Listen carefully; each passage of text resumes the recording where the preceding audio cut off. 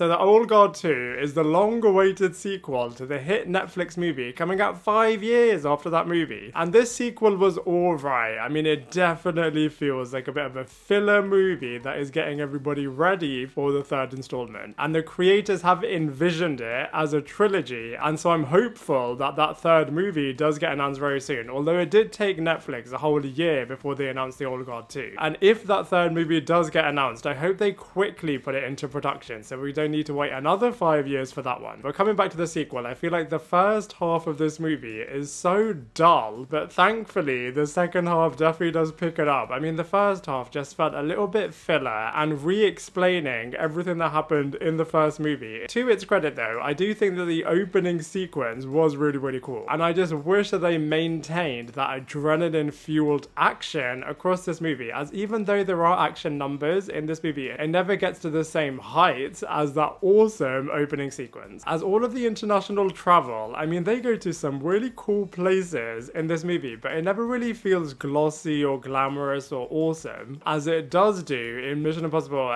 Dead Reckoning. I feel like all of the international travel in that movie just popped on screen, where it doesn't really in this one. And from an emotional perspective, I'm surprised that they didn't do more with Quinn and Booker. I mean, they had the potential of really building it up to some truly heart-wrenching dramatic moments, and even though they did have them in this movie, they just did not have the impact that they really should have done. And all of the fight sequences, the majority of them, I did think were really cool, but I do feel like they were really obviously overly choreographed to the point where you just couldn't really connect with it like you can in other movies, for example Karate Kid Legends. But I did absolutely love the twist right at the end, where they are thinking they're going to potentially get the upper hand, but they were absolutely done over by Discord. By the way, what a pathetic name. I feel like they should have called Uma Thurman's character something a lot more awesome. But nonetheless, the twist right at the end where she is actually freezing all of them to then basically take their immortality was so shocking. And so I feel like that cliffhanger was just so epic, and I just cannot wait to see how it all wraps up in the third installment. So let's go through all of the actors now one by one. So I feel like Charlize Theron does an absolutely awesome job, as she always does, as Andy. And she looks absolutely incredible in this movie. And I love the traveling through time sequence where she first re-meets Quinn. That was beautiful cinematography. And considering the fact that we have waited 5 years for this big moment to happen after the brilliant reveal at the end of the first movie that Quinn is alive and has been found, I feel like that first meeting just should have had so much more impact. I mean, Quinn's line right at the end of the fight where she runs away and is basically saying, "I curse all of your lifetimes," that was powerful, but I just would have loved a lot more of an epic reunion with these guys, especially as you can totally see where Quinn is coming from. She has been trapped for 500 years, and even though Andy did spend a number of centuries trying to find her, she wasn't ever able to. Uma Thurman, I feel like, made a really good villain in this movie as Discord. She is the ultimate narcissist as she wants her immortality back. I do feel like they could have done a little bit more character and world building in terms of her actually being the original immortal, as this really would have demonstrated just how barbaric and twisted she is in terms of wanting to steal the immortality from her own kind. KiKi Layne was really good as Nile. I feel like she has so much presence and she's a true part of the group this time around. And I just love the sequences with her and Andy, as obviously she respects Andy as the leader, and obviously having centuries and decades and years and thousands of years of experience, but also recognizes, at least for the first 3/4 of this movie, that she is the only immortal one and Andy isn't. And I like her unique ability of being the only one that is able to strip the immortals, unintentionally of course, of their powers. I thought Henry Golding could have and should have just done a little bit more. I mean, first of all, he's a brilliant trained martial artist, so they could have involved him in a few more battles, and I just feel like it was so convenient the way that he was just suddenly appearing on screen. He is also an immortal and he is basically their library, and does a lot of explaining in terms of Niall's unique ability that she can strip people of their immortality, but then this can also be passed on to somebody else. And I just hope that they do a little bit more with Tua in the next installment. Quinn, I feel like, is an absolutely extraordinary character.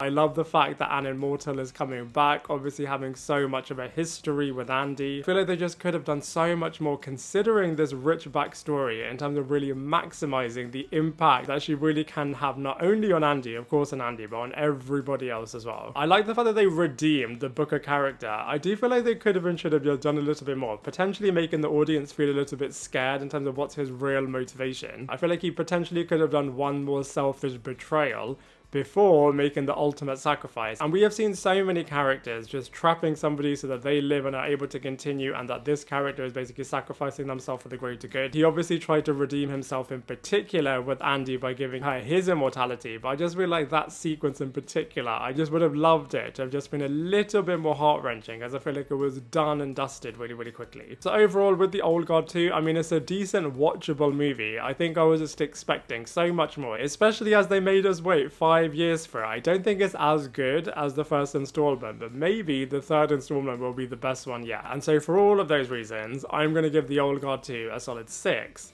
out of 10.